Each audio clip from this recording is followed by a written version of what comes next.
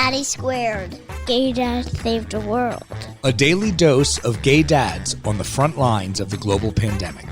With Alex McGann and Jan Dick. Hello and welcome to Gay Dads. Wow, I don't know what just came out of my mouth. All right, let me do it. Hello, welcome to Daddy Squared, Gay Dads Save the World, Day 13. Guys, we've talked about it during this interseason thing, but we have to lay it out right now, Alex. What? Let's talk Naked Doctor's calendar. Oh, I know. It's true. We already have a few volunteers, as you probably heard. I would point out none of them has actually volunteered. We've volunteered them, and they've sort of like... How do you imagine it to be? I think all proceeds are going to the doctors. To the doctors and to first responders. Look, here's how it's going to go. Doctors, nurses, first responders, essential workers in their undressed state in their garage or like the entryway of their house or wherever they do their decontaminate. It's sort of like a decontamination calendar, right? And so they'll be, maybe they'll have like a mask that's still on the top of their head, but nothing else. I volunteer, even though I'm not a doctor. I volunteer to get naked. Okay, well, that sounds good. Let's do that. You can be like, you can be Miss January. All right. Today we're talking about. Oh, by the way, Alex, you know that yesterday one of the kids' classmates and his mom came by the gate to say hello, and I thought it's so cute. It was great. It's very sweet. I mean, and the funny thing is, she walked a distance that I think that an Angelina would never walk, but now. Why the hell not? Because you ain't got nothing else to do. Yeah, bring out some energy from the kid. He's also a little bit of a fire.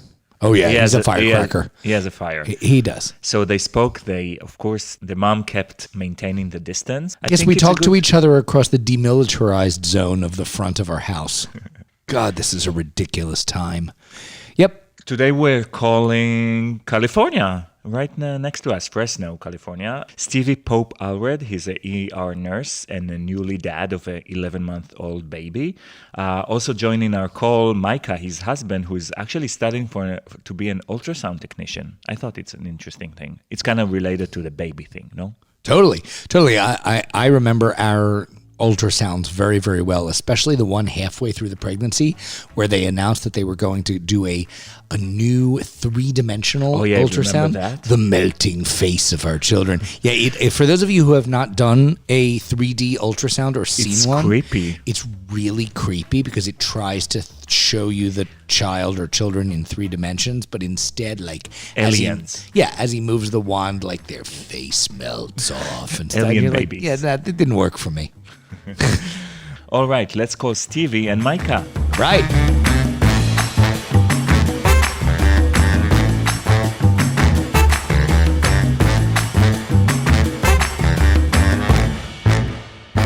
Hello, Stevey. Hello. Hi. Hello. And so Stevey, and who's your husband? Micah. How you doing, Micah? I'm doing well. Thank you guys for taking the time to talk to us. What we'd love you to do is to tell us a little bit about your work and how it's changed during this whole pandemic. Sure. For me, Micah, I was actually in a medical program to become an ultrasound technician.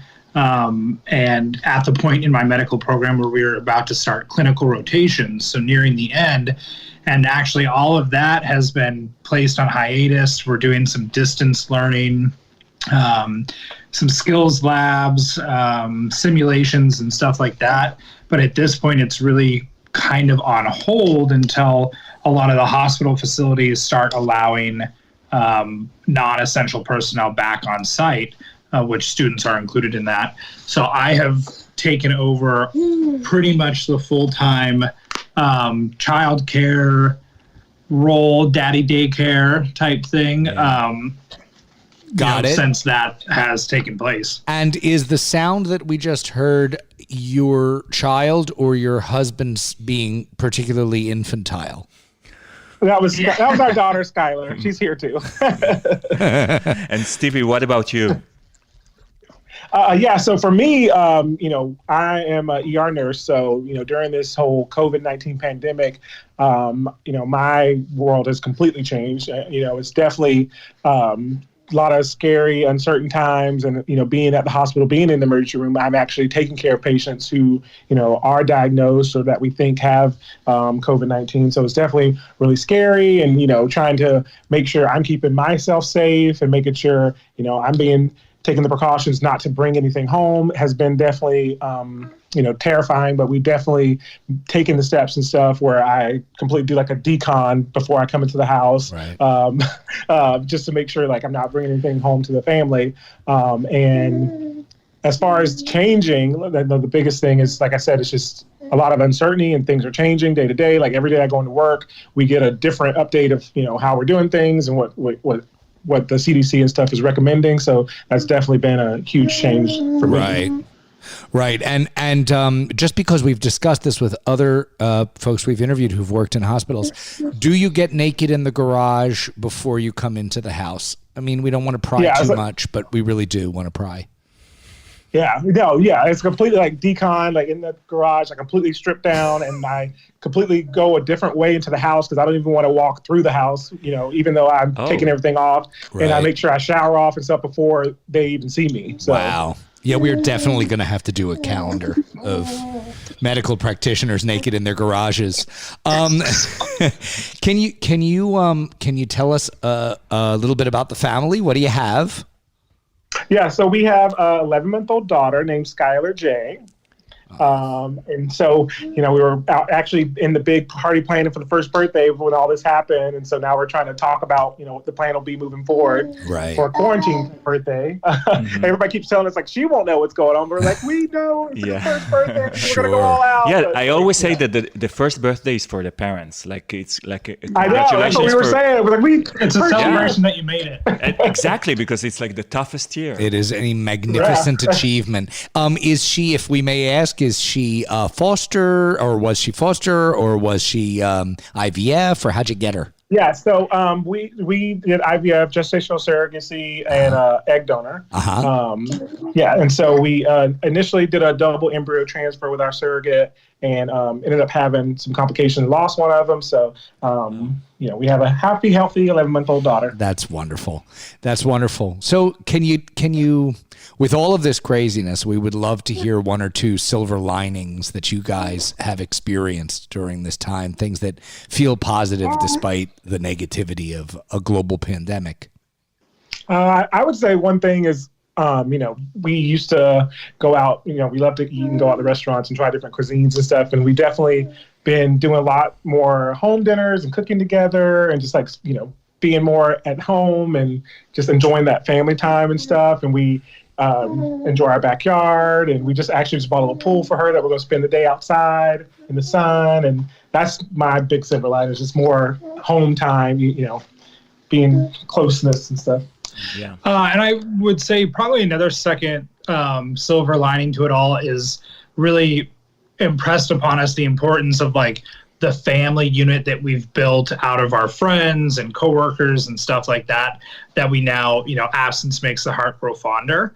My family lives primarily in Utah. Stevie's family lives primarily in Florida. So we really don't have any family relatives close. So we've built our own family out of close friends and stuff like that, and not being able to see them, and having Skylar missing her aunties and stuff like that really impresses upon you the importance of those people in your life. And we're looking forward to getting back to a sense of normalcy where everyone can be around her again and we can be back with our family unit that we've built.